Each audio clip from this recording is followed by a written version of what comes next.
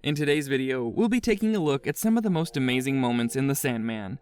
Stick around to find the ones that you might have even missed. So without further ado, here are the greatest moments in Netflix's The Sandman. Dream escapes from Roderick Burgess.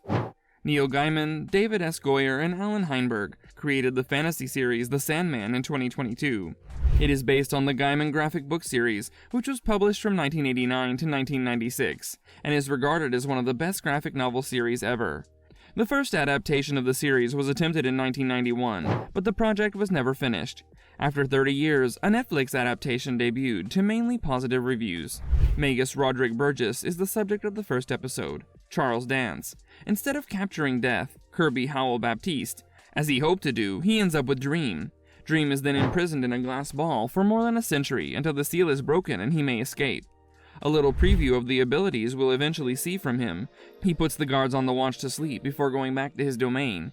It's great to see Dream finally free after a difficult incident, and with his freedom, it also seems like the tale has started in earnest. Unity saves Rose's life. The second part of the season centers on Rose, a young lady looking for her brother. Unity's great-granddaughter, Rose, suffered from the drowsy illness brought on by Dream's absence. Rose is a dream vortex who, if she survives, will obliterate the cosmos. Unity transfers the power of the vortex to Rose so that she may continue to exist rather than letting her great-granddaughter perish. Rose's Season 1 adventure comes to a suitable conclusion as viewers see humanity defeat the Dream Lord, which serves as a reminder of the strength of love and family. Dream uncreates the Corinthian. Boyd Holbrook plays the Corinthian, a nightmare who made it out of the dreaming and now lives as a serial murderer in the real world. The Corinthian, drawn by Rose's vortex power, tracks down her brother and coaxes her to a convention of mass serial killers, where he is the guest of honor. Before the Corinthian can do any more damage, Dream comes to the conference and unmasks him. In addition to demonstrating the strength of his abilities, Dream also acknowledges his own shortcomings in the Corinthian's bad creation before uncreating him and cursing his legion of serial killer disciples in order to save mankind. John D. at the diner. The ruby belonging to Dream that John D., David Thewlis, is in possession of has too much power for a human to handle. In a scenario that takes place in a 24-hour cafe, John exploits the power of the ruby to force the customers to accept their sinister realities. Couples argue, people hug, and then there are horrifying murders and self-mutilations. The violence is ultimately stopped when Dream finds the ruby and steps in. The whole episode is tight and sinister, and it makes excellent use of the dark aspects of the comic.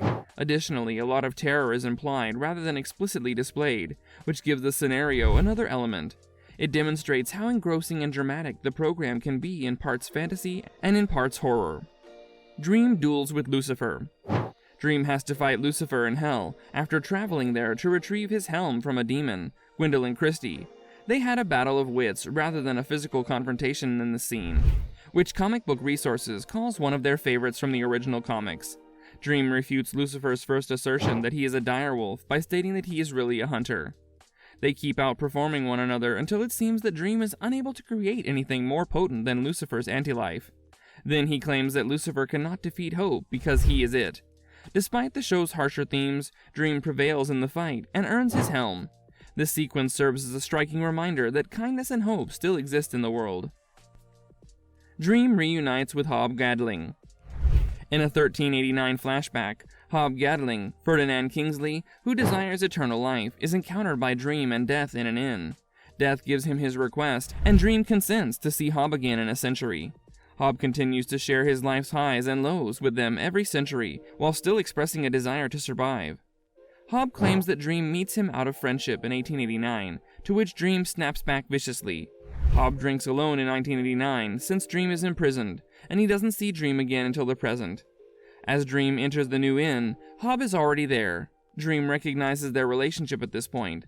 The Dream has battled to accept the humanistic aspects of his character and comprehend what it is to be human. As Rick Stevenson puts it, it seems like the world has been redeemed when one sees the goodness in Hob and in friendship. If you guys are enjoying our content so far, make sure to like the video and hit subscribe. Dream's conversation with Death. A classic original Sandman issue is beautifully adapted over the whole program. After restoring his kingdom, Dream feels empty and lost and spends a day following his sister's death. He is with her as she leads people to the hereafter, among them an old violinist and a young guy who just got married. Everyone is treated with loving compassion, and she talks to Dream about how the wonder and beauty of people prevent her from taking her responsibilities too seriously.